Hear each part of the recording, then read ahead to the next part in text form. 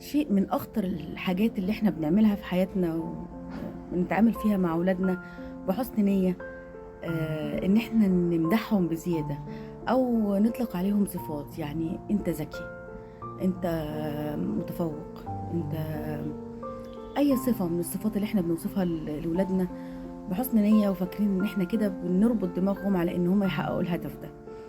الحقيقة ال الأبحاث والتجارب أثبتت إن أنت لما تيجي تعمل كده، أو أنت لما تيجي تعملي كده، أنت بتحفري في ولادك فكرة إن هو عنده صورة لازم يحققها. الصورة دي صورة أنا ذكي.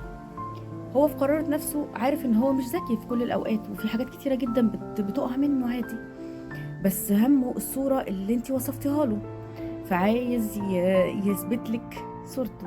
فبالتالي هو ممكن قدامك يجي يكذب عشان يثبت ان هو ذكي، يكذب في موقف حصل له في المدرسة او في موقف حصل له مع اولاده عشان يثبت ان هو ذكي، عشان الصورة ما تتهزش. يكبر الولد او تكبر البنت برضو بتحاول تثبت للمجتمع ان هي ذكية، وفي نفس الوقت هي شايفة نفسها كده، خلاص صدقت، عقلها صدق ان هو ذكي. الصورة بتاعته عايزها تبقى كاملة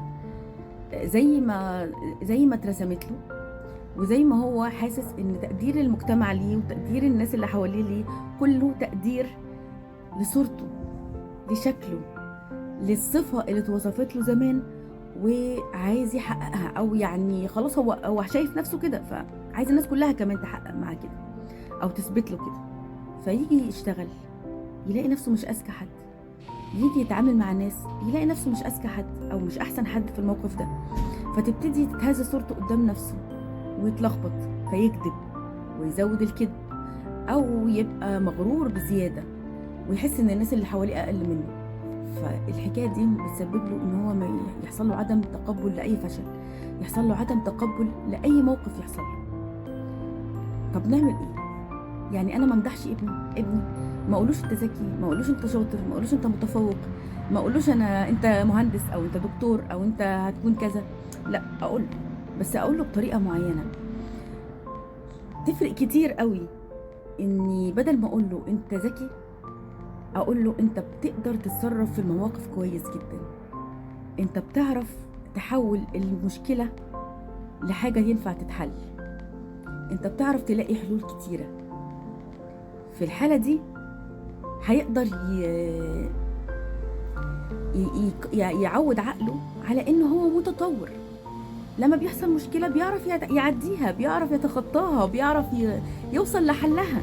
وإذا ما عرفش هو كده اتعود على إنه أنا ما عرفتش، هعترف إن أنا ما عرفتش وابتدي أدور على حل تاني.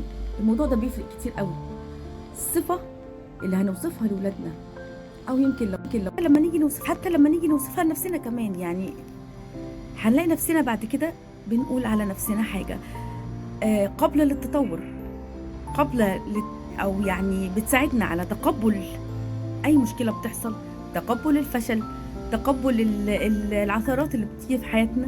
وبعدين نبتدي ناخد نفس عميق بعد ما نتقبل ونعترف بالغلط، ناخد نفس عميق ونبدأ من جديد. عادي نبدأ من جديد. كلمة عادي نبدأ من جديد دي مش سهلة عند أي حد، صعبة جدا جدا عند الناس اللي عقلهم مترتب على إن هم ثابتين على الصفة دي. أرجوكوا وانتوا بتتعاملوا مع أولادكم وانتوا بتتعاملوا مع نفسكم رفقا بالصفات اللي بتقولوها. قول صفة قابلة للتطور. امدح ابنك او امدح حتى نفسك او امدح اي حد بتكلمه بطريقة قابلة للتطور، قابلة لتقبل الفشل وتخطيه والتطور، مش فيكسد صفة، مش صفة ثابتة، لان دي بتفرق كتير قوي، بتخليه ثابت على الصفة دي حتى لو مش عنده.